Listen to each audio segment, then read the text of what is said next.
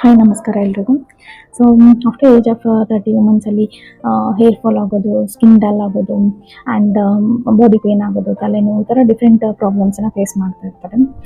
So what we do like we just go to medicine shop and buy some medicines, common medicines to treat the body pain ಅಥವಾ ತಲೆನೋವು ಏನಾದರೂ ಇದ್ದರೆ. Then we do lot of hair care ಟ್ರೀಟ್ಮೆಂಟ್ಸನ್ನು ತಗೋತೀವಿ. Then some ಕಾಸ್ಮೆಟಿಕ್ಸನ್ನ buy ಮಾಡ್ತೀವಿ for the skin ಟ್ರೀಟ್ಮೆಂಟಿಗೆ, skin ರೂಟೀನ್ಸಿಗೆ. So that important thing we forget is like doing the regular health checkup, like yearly health checkup. So yearly health checkup ಮಾಡಿಸ್ಕೊಳ್ಳೋದ್ರಿಂದ so will come to know that ನಮ್ಮ ಬಾಡಿಯಲ್ಲಿ ಏನು deficiency ಇದೆ ಅಂತ.